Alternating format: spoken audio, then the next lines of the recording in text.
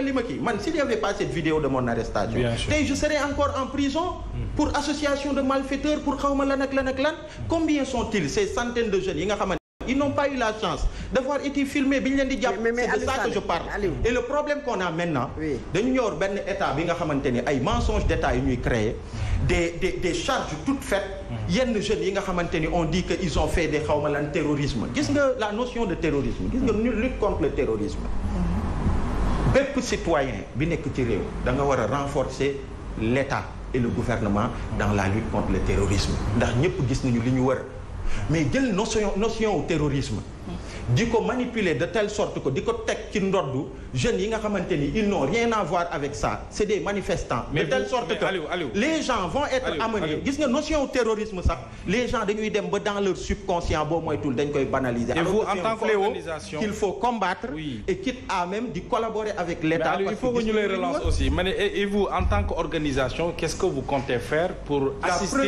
assister ces jeunes là parce que bu dee ni nga ko waxee noonu la amee kon li Fatou di wax des centaines de jeunes yi nekk ci biir kaso bi jàpp nañu ne bu ñu leen taxawoo nu ñu leen war a taxawee et man tous les jours ce que le F24 man dès que je suis sorti qu'est-ce que vous comptez faire en tant qu'organisation dès que bi ma génnee F24 parce que quand même yéen ay woote manifestation yi ndaw ñu fekk si leen ci oui donc c'est à vous quand même ni nga ko waxee ni bu dee am na ngeen fexe xool yoon yi ngeen war a mën a aw pour assister ndaw moom laa lay wax ma ne la bi yàlla defee ma génn bi ma ñëwee la première chose que j'ai faite mooy def le point au niveau du secrétariat exécutif du F24 et tout de suite le même soir fekkoon na déjà am na benn commission juridique bi nga xamante ni ñoom maître Tine ñoo fa nekk ñoom procureur Aliou Ndao ak yeneen ay juristes mais bi ñu gisee ni dayo bii la am y a tous ces centaines de jeunes yi nga xam dañ leen ramasse ci mbedd mi ñenn c'est des manifestations yi nga xam attaqué wuñu fenn ils sont des centaines là-bas amuñu avocat ñu bàyyi leen à eux-mêmes face aux enquêteurs des commissariats tey ñu jàllale leen nekk ci prison yi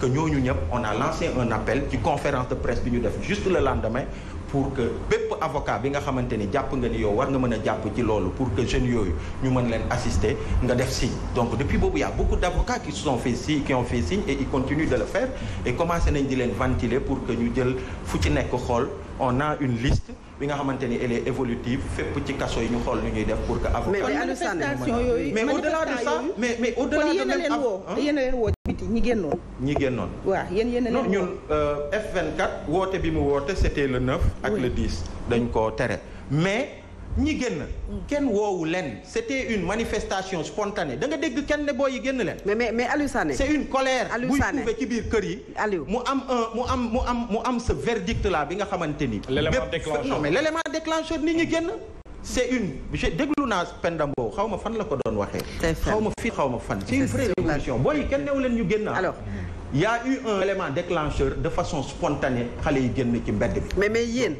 en tant que kuréel ngeen prôné nouveau type de sénégalais déjà Y en a marre beneen bi nga nekk vice coordonnateur bu F24 gisuñu benn comme ni ngeen ko waxee c'est-à-dire que dénoncer cas yi acte de vandalisme yi nga xam ne ñenn ñi def nañu ko xam nga fi ay à part ñu laaj leen ko vous n'avez pas quand même pris de soin Fatou Abdoul nous on n'est pas des fumistes c'est vrai acte de vandalisme yi wax naa ko j'ai l'opportunité aujourd'hui de le dire clairement ci seen plateau et je pense que c'est un plateau autorisé mais fi ay bakkan rot ay nervi di gis ay sénégalais di leen dóor ay bal ay policiers di gis ay sénégalais di leen dóor ay bal ba ay 20 ñu ci seen bakkan rot nga foog ni face à ça tu vas parler des cas mais je parle de toutes ces vies yi nga xamante ni de toutes ces personnes yi nga xamante personnes envoyées en chômage. Comment? Il y a des personnes qui mais entre le chômage d'une personne ak bakkan bu rot ban moo gën a fort. mais fii chaque jour nga dégg accident 20 personnes 30 personnes 40 mais man personnes.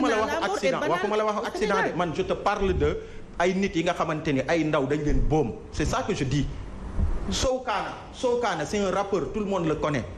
dañu ko dóor bal ba pare après lui avoir bi ko dóoree bal ba pare di ko dóor di tëj ci yaram bi ba mu dee. mais Aliou bien sûr que nangu nañu est-ce que vous vous rendez compte dañ la ko nangul mooy c'est-à-dire imagine-toi un jeune qui n'est pas autre chose qu'un rappeur c'est pas un terroriste, c'est pas un bandit, c'est pas autre chose. Sokane tout le monde le connaît. il faut nga ñuy déglu gis nañu am na benn image am buy daw di dernière manifestation sunuy milliards du reste il avait le drapeau du Sénégal bu Parcelles dañ ko dóor bal ci biir loolu ba pare di ko continuer di ko dóor ba mu dee. mais kenn comparé wul Aliou Sané et pour. et ça c'est juste cet exemple. mais kenn comparé wul. donc loolu mais kon kenn comparé wul ñi faatu ñàkk seen bakkan ak des biens matériels dañu analyser ñaari fànn yépp. et ci nga njëkkee parce que chaque jour ñu wax ci 16 personnes yoo xam ne dañ ñàkk seen bakkan et ils ne sont pas remplaçables. et ça c'est officiel. oui de manière officielle oui chaque jour que Dieu fait. maintenant les dégâts matériels beneen affaire la bu donc yow gëm jàpp nga ne c'est plus que 16 personnes. ah ben bien sûr déjà même waa Amnesty et tout ils ont parlé de 26. au lieu de 16.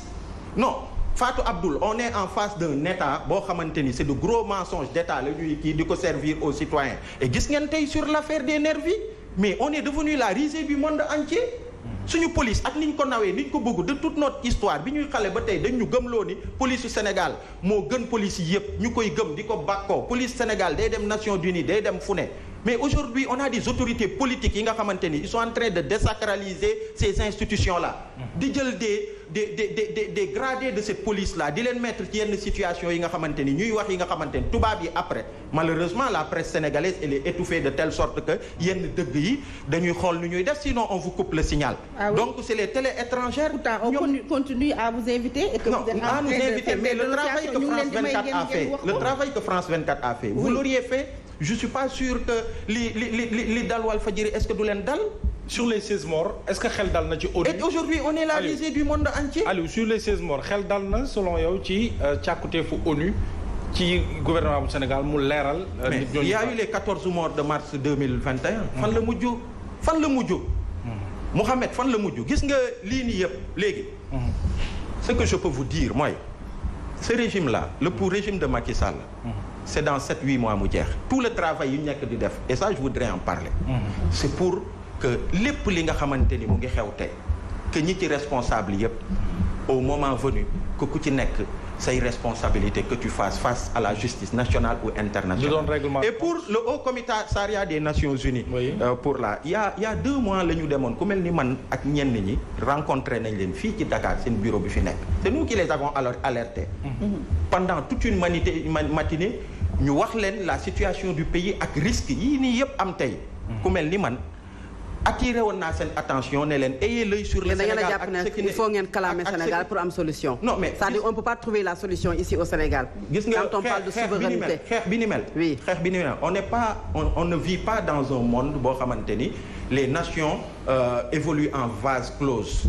dafa am yi nga xamante ni xeex la au niveau national ñi ko war a def ñun ñu ngi koy def mais am na li nga xamante ni état wu Sénégal dafa ratifier dafa am ay engagements internationaux yi nga xamante ni ñoom ñoo ko tënk au niveau des Nations Unies ak feneen ak feneen. ci loolu la ñu ñoom xool ñi ñu doon des voix que nous sommes ils nous ont invités ñu ñëw depuis avril.